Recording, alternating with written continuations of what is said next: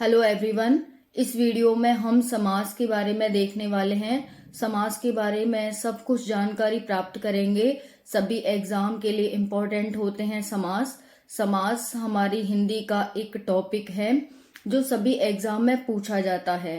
हम इस वीडियो में समास के बारे में देखने वाले हैं, जैसे समास का अर्थ क्या होता है, समास किस भाषा का शब्द है, समास की परिभाषा क्या है, समास का विलोम क्या होता है, समास का संधि विच्छेद क्या है, समास कितने प्रकार के होते हैं और क्या क्या उनके लिए कंडीशन होती हैं। तो हम स्टार्ट करते हैं। पहले समास किस भाषा का शब्द है, तो समास संस्कृत भाषा का शब्द है। समास का अर्थ क्या होता है, समास का अर्थ होता है संक्षेप में कहना या संक्षिप्तीकरण। अगर हम किसी बात को संक्षेप में यानी कि संक्षिप्त करके कहते हैं तो उसी को हम समास कहते हैं।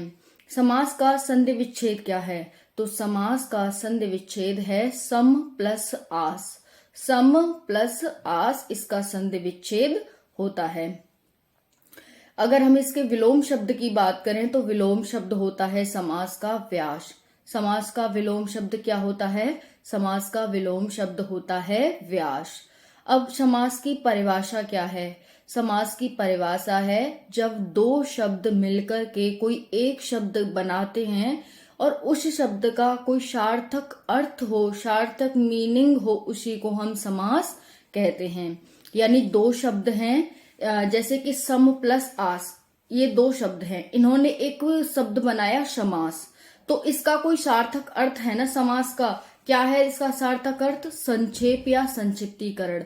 तो इसीलिए ये क्या है, एक समास है। यानी कि जब दो शब्द मिलकर कोई तीसरा शब्द बनाए और जो तीसरा शब्द बनाए उसका कोई अर्थ निकले, उसी को हम समास कहते हैं। ठीक है, तो यहाँ पर समास के कितने प्रकार होते हैं, तो समास के 6 प्रकार होते हैं। कौन कौन से होते हैं, पहला होता है अव्ययी भाव समास, दूसरा होता है तत्पुरुष समास, तीसरा होता है कर्मधारय समास, चौथा होता है द्विग समास, पांचवा होता है द्वंद्व समास और छठा होता है बहुब्रीहि समास। अव्ययी भाव समास में क्या होता है, जिसमें प्रथम पद प्रधान हो उसको हम अव्ययीभाव समास कहते हैं। तत्पुरुष, कर्मधारय और द्विग समास में क्या होता है, जिसमें द्वितीय पद प्रधान होते हैं। इन तीनों में, किसमें, तत्पुरुष में, कर्मधारय में और द्विग में, इन तीनों में द्वितीय पद प्रधान होता है। इनको हम क्या कहते हैं, ये वाले समास कहते हैं।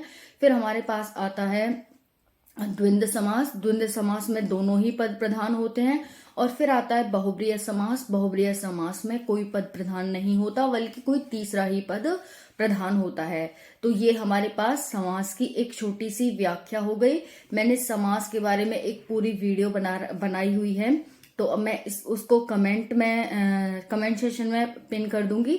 आप वहां जाकर के पूरी जानकारी प्राप्त कर सकते हैं और इस शॉर्ट वीडियो से आप अपना रिवीजन कर सकते हैं और काफी नॉलेज गेन कर सकते हैं।